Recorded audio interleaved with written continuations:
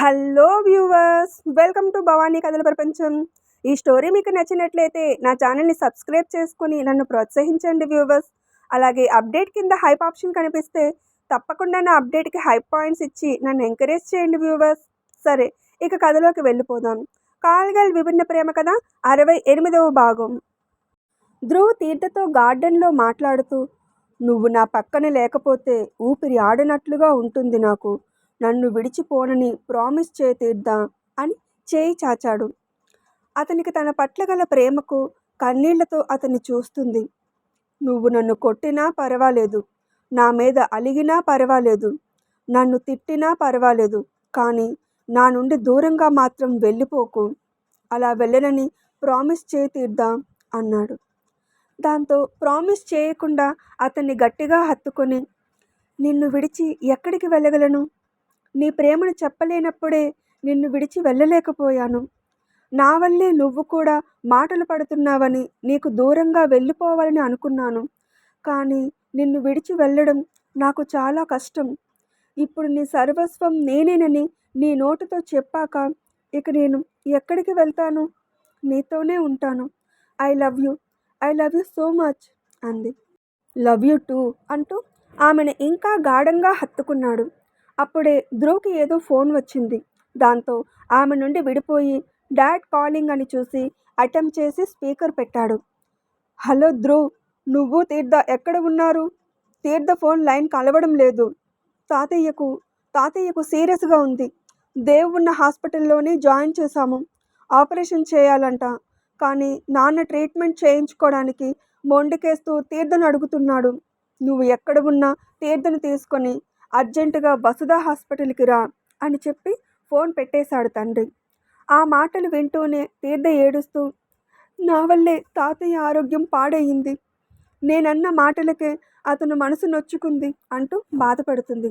వెంటనే ధ్రువ్ ఆమెను ఓదారుస్తూ, ఇది బాధపడే సమయం కాదు తీర్థ. అతనితో నాకున్న బంధం కన్నా నీకున్న అనుబంధం గొప్పది. అతనికేం కాదు, త్వరగా పద అని బయలుదేరదీశాడు.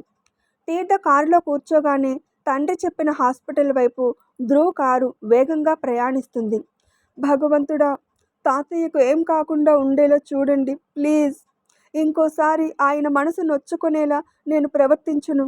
మనవడి ప్రవర్తన తెలిసిన అతను నా మాటలకే నొచ్చుకున్నారు అని బాధపడుతుంది తీర్థ. ధ్రువ్ డ్రైవ్ చేస్తూనే తీర్థ భుజం మీద చేయి వేసి ఓదారుస్తూ, he will be fine, you don't worry అన్నాడు. హాస్పిటల్ దగ్గర కారు ఆగగానే తీర్థ ధ్రువ్ ఫోన్ తీసుకొని మావగారికి ఫోన్ చేసి ఎక్కడ ఉన్నారు అని అడుగుతూ పరుగున లోపలికి వెళ్తుంది. దాంతో జితేంద్ర ఈ ఇద్దరికీ ఎదురొచ్చి, రామ్మ తీర్థ, నాన్నకు మళ్ళీ హార్ట్లో పెయిన్ వస్తుంది, కానీ ట్రీట్మెంట్ చేయించుకోవడం లేదు. శ్వాస తీసుకోవడానికి ఇబ్బంది పడుతూ కూడా నిన్నే కలవరిస్తున్నాడు అని చెప్పి రాజేంద్ర ఉన్న రూమ్లోకి తీసుకెళ్ళాడు. అప్పటికే అక్కడ ఉన్న మాలిని కూడా రాజేంద్ర పరిస్థితి చూసి బాధపడుతుంది. రాజేంద్ర తీర్థను చూస్తూనే, నన్ను క్షమించమ్మా తీర్థ. నేను నీ పేర ఆస్తి రాయడం వల్లే నువ్వు మాటలు పడాల్సి వచ్చింది అన్నాడు. మీరు నన్ను క్షమాపణ అడగడం ఏంటి తాతయ్య? నేనే మిమ్మల్ని క్షమించమని అడుగుతున్నాను. ఎవరు ఎలాంటి వాళ్ళో తెలిసి కూడా వాళ్ళ మాటలకు నేను బాధపడి మిమ్మల్ని కూడా బాధ పెట్టాను. అయినా అవన్నీ తర్వాత, ముందు మీరు ట్రీట్మెంట్ చేయించుకోండి అంది తీర్థ కన్నీళ్లతో. నా ప్రాణాల గురించి నాకు బెంగలేదు తల్లి. నా రాగిణిని ఎప్పుడు చేరుకుంటానా అని ఎదురు చూసిన నాకు ఇప్పటికి పిలుపు వచ్చింది. ఒకప్పుడు చావు కోసం ఎదురు చూస్తున్న నాకు బ్రతుకు మీద ఆశ కలిగించావు. నా ఇంటిని మార్చి ఇంటి దీపాన్ని వయ్యావు. దుష్టుల చేతికి ఆస్తి చిక్కితే నాశనం మాత్రమే మిగులుతుందని ఆస్తి నీ పేర రాశాను తప్ప నీ గురించి ఆలోచించలేదు తల్లి. చాలు, నేను జీవితంలో చాలానే చూశాను. ఇప్పుడు కూడా ఆనందంగానే వెళ్ళిపోతాను. నువ్వు క్షమించకపోతే మాత్రం నా ఆత్మకు శాంతి ఉండదు. నేను లేను కదా అని నువ్వు ఇల్లు విడిచి వెళ్ళిపోకమ్మా. నువ్వు లేకపోతే నా ధ్రువ్ బ్రతకలేడు. వాడికి నువ్వంటే ప్రాణం. ఆ మాట నీతో చెప్పాడో లేదో నాకు తెలియదు, కానీ నువ్వు లేకపోతే వాడు ఉండలేడు అని బాధ మెలిపెడుతుండగానే చెప్తున్నాడు రాజేంద్ర. ధ్రువ్ తాత మాటలు విని విస్మయంగా చూస్తూ, ఇతని గురించి నేనేనాడూ ఆలోచించలేదు, కానీ ఇతనికి నా ఇష్టం ఏంటో తెలిసింది. అందుకే పెద్దవాళ్ళని చాలా గొప్పవాళ్ళు అని అంటారేమో అని అనుకుని అతను ట్రీట్మెంట్‌కి ఒప్పుకుంటే బాగుంటుంది అని చూస్తున్నాడు. వీల్లేదు తాతయ్య. నన్ను వదిలి మీరు మీ దారి చూసుకోవడానికి వీల్లేదు. అయినా నేనెక్కడికి వెళ్తాను తాతయ్య? అసలు ఎందుకు వెళ్తాను? అది నా ఇల్లు. మీరంతా నా వాళ్ళు. నిందపడిన బాధలో ఉన్న నేను ఏదేదో వాగాను. కానీ నేనెందుకు వెళ్ళాలి? నేనెక్కడికి వెళ్ళను. ఎవరు ఎలాంటి వాళ్ళో తెలిసి కూడా అనవసరంగా నేను బాధపడి, మిమ్మల్ని కూడా బాధపెట్టి మీకు ఈ పరిస్థితి తీసుకువచ్చాను. ఒకప్పుడు నేను కాపాడిన ప్రాణాన్నే ఇప్పుడు సంకటంలో పడేశాను. మీకేమైనా అయితే నన్ను నేను క్షమించుకోలేను. అందుకే మీరు మాకు కావాలి. నాకు కావాలి. వెంటనే ట్రీట్మెంట్ చేయించుకోండి. మీకేం కాదు. తాళి కట్టిన భర్త నుండి నేను ప్రేమను పొందడం కన్నా ముందు మీరే అందరి ప్రేమను నాకు అందించారు. నాకు తల్లి, తండ్రి, స్నేహితుడు, గురువు అన్నీ మీరే. మీరే లేకపోతే నేను లేను. నా జీవితంలో మీ మనవడి వల్ల ఆనందం వచ్చినా మీరు లేని వెలితి ఎవరూ తీర్చలేరు. ఈ తీర్థ ఆనందం, మీ తీర్థ ఆనందం చూడడానికి మీరు లేకపోతే ఎలా? ఇదిగో చూడండి, నేను మీ మనవడు హ్యాపీగా ఉన్నాం అని ధ్రువ్ చేయి పట్టి ముందుకు లాగి, మా ఆనందం చూడకుండానే వెళ్ళిపోవాలని అనుకుంటున్నారా? నేను జీవితాంతం నవ్వుతూ ఉండాలి అంటే మీరు ట్రీట్మెంట్‌కి ఒప్పుకొని ఆరోగ్యంగా మాతో ఉండాలి అంది. వాళ్ళను అలా చూసి అతను ఏమనకముందే రాజేంద్ర నొప్పి ఇంకా ఎక్కువ అవుతుండగా, డాక్టర్ ప్లీజ్ ఆయన్ని కాపాడండి. ఆయన ట్రీట్మెంట్ చేయించుకుంటారు. త్వరగా స్టార్ట్ చేయండి అంది తీర్థ బాధగా. వెంటనే అందరినీ బయటకు పంపేసి ట్రీట్మెంట్ మొదలుపెట్టారు డాక్టర్స్. తీర్థ ఏడుస్తూ ధ్రువ్ గుండెల మీద వాలిపోయి, తాతయ్యకు ఏమైనా అయితే నన్ను నేను క్షమించుకోలేను ధ్రువ్ అంది. ఆమెను అనునయంగా చుట్టుకుంటూ అతనికేం కాదు అని ఓదారుస్తున్నాడు ధ్రువ్. వాళ్ళని అలా చూసి ఆనందపడాలో లేక రాజేంద్ర పరిస్థితి చూసి బాధపడాలో తెలియక ఉగ్గబడుతున్న బాధతో చెమర్చిన కళ్ళతో గుంభనంగా ఉన్నాడు జితేంద్ర. ఒకప్పుడు తండ్రి ఇదే పరిస్థితిలో ఉంటే క్షమించుకోని జితేంద్రకు ఇప్పుడు బాధ ఎందుకు వస్తుందో అర్థం కావడం లేదు. అప్పుడు ఆయన్ని పట్టించుకోని ఈ ఇంట్లో వాళ్ళు, ముఖ్యంగా తన భార్య, బిడ్డ, అతనితో సహా అందరూ ఇప్పుడు రాజేంద్రకు ఏం కాకుండా ఉండాలని కోరుకుంటున్నారు. వీళ్లలో ఇంత మార్పుకి కారణమైన తీర్థను తన రక్తమే అనుమానించి అవమానించిందని కుమిలిపోతున్నాడు జితేంద్ర. తీర్థ అత్తగారు బాధ చూసి ధ్రువ్ నుండి వేరుపడి మాలినిని ఓదారుస్తుంటే, తండ్రి క్షేమంగా ఉండాలని బాధపడుతున్న జితేంద్ర కంటి నుండి కన్నీరు జాలువారుతుంది. అది చూసిన ధ్రువ్ తండ్రి భుజం తట్టాడు. వెంటనే జితేంద్ర కొడుకుని చూసి మరుక్షణం ధ్రువ్ని హత్తుకొని చిన్నపిల్లాడిలా వెక్కి వెక్కి ఏడుస్తున్నాడు.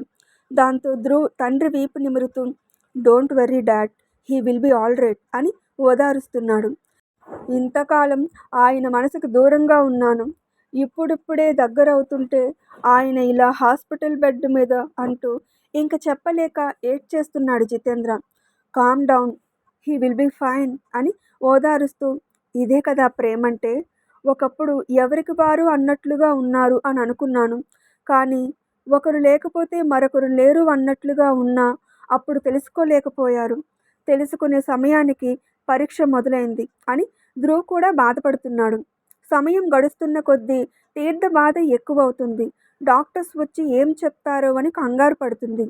మరో కొన్ని గంటలు గడిచాక డాక్టర్ బయటకు వచ్చారు. వెంటనే అందరూ అతన్ని చుట్టుముట్టారు. డాక్టర్, మా నాన్నకు ఎలా ఉంది అని ఆతృతగా అడిగాడు జితేంద్ర. ప్రాణాపాయం పూర్తిగా పోయింది అని చెప్పలేను. ఇప్పుడైతే పర్వాలేదు. కానీ అతను మళ్ళీ స్ట్రెస్ తీసుకుంటే కాపాడడం ఎవరి వల్ల కాదు. స్పృహ రావడానికి టైం పడుతుంది. బహుశా రేపు ఉదయం కల్లా రావచ్చు. అలాగే ఆయన కండిషన్ నార్మల్ అయ్యే వరకు, కాస్తైనా కోలుకునే వరకు అబ్జర్వేషన్లో ఉంచడం చాలా మంచిది అన్నాడు డాక్టర్. ఆయన ఒకసారి చూడొచ్చా అని అడిగింది తీర్థ. కాసేపట్లో ఆపరేషన్ థియేటర్ నుండి ఐసీయూకి షిఫ్ట్ చేస్తారు. ఆ తర్వాత ఎవరో ఒకరే వెళ్ళి చూసిరండి అనేసి వెళ్ళిపోయాడు డాక్టర్. భగవంతుడా, తాతయ్యకు ప్రాణాపాయం పూర్తిగా తగ్గేలా చూడండి అని కన్నీళ్లు పెట్టుకుంది తీర్థ. కాసేపటికి రాజేంద్రను షిఫ్ట్ చేశారు. మామయ్య, మీరెళ్ళి తాతయ్యను చూసిరండి అంది జితేంద్రతో. దాంతో తండ్రి ఉంచిన గదివైపు వెళ్ళాడు జితేంద్ర. తీర్థ ఆ గది తలుపుకి ఉన్న మిర్రర్లో నుండి కష్టంగా ఊపిరి తీసుకుంటున్న రాజేంద్రను చూసి, మీ ఈ పరిస్థితికి నేనే కారణం. నాలో ఈ న్యూనత పోవాలంటే మీరు క్షేమంగా ఉండాలి అని బాధపడుతుంది. జితేంద్ర భారంగా ఊపిరి తీసుకుంటూ స్పృహలో లేని తండ్రిని చూసి, నన్ను తండ్రి లేని వాడిని చేయకు నాన్న. నాకు నువ్వు కావాలి. ఇప్పుడిప్పుడే నీ విలువ తెలుసుకుంటున్న నన్ను అగాధంలోకి నెట్టేయకు అని బాధపడ్డాడు. కాసేపటి తర్వాత తీర్థ అత్తగారి దగ్గరకు వచ్చి, అత్తయ్య, తాతయ్య దగ్గర నేను ఉంటాను.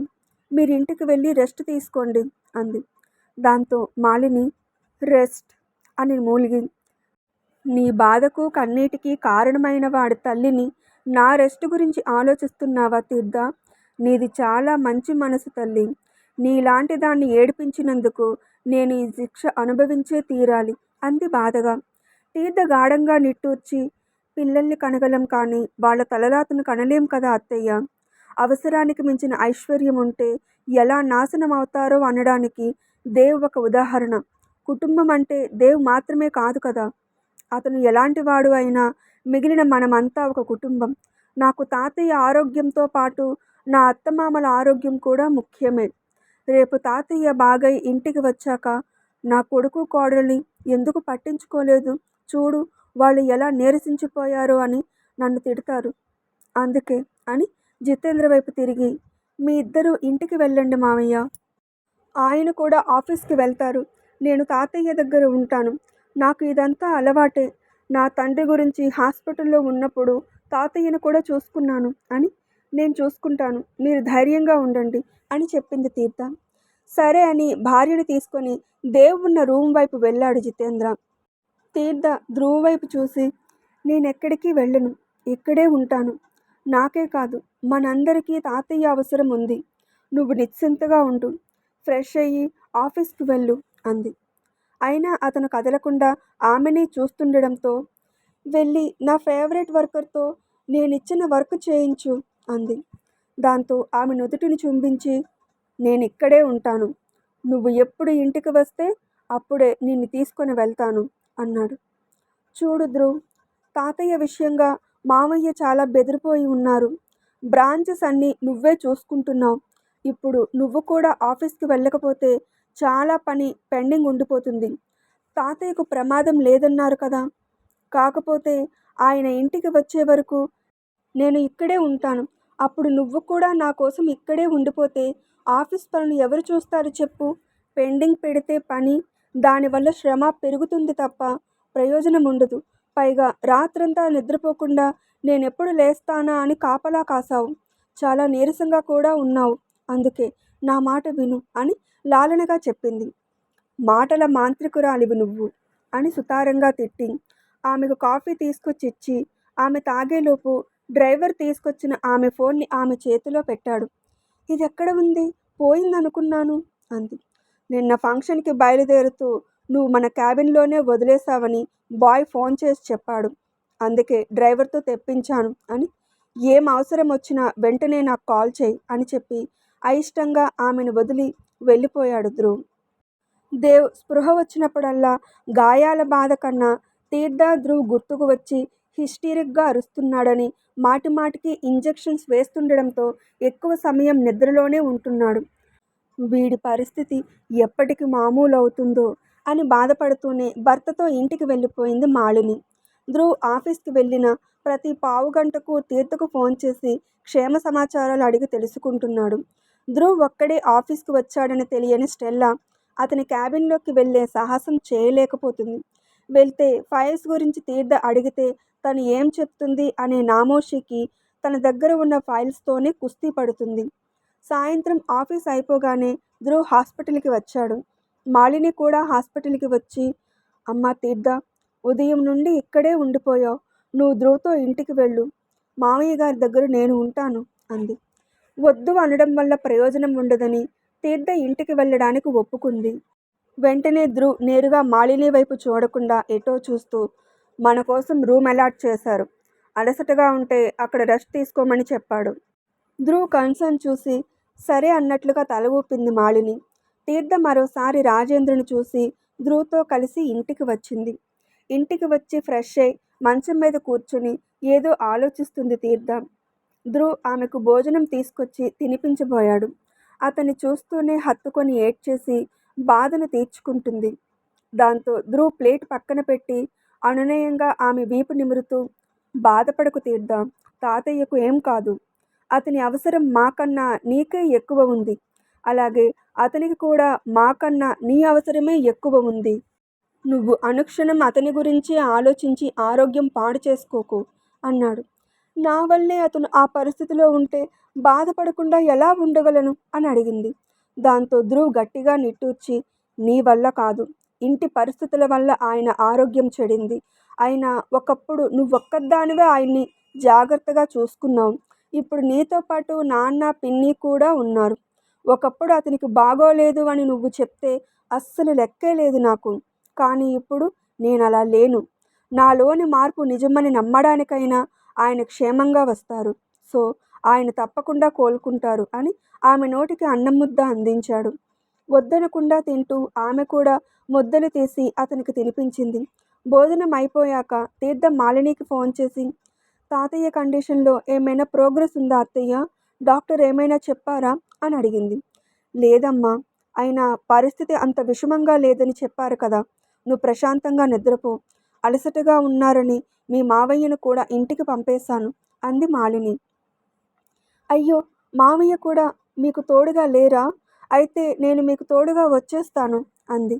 అంత అవసరం లేదు తీర్థ, నేను చూసుకుంటాను, నువ్వు పడుకో అని చెప్పి ఫోన్ పెట్టేసింది మాలిని. ఇక చేసేది లేక తీర్థ దిగాలుగా మంచం మీద చారబడింది.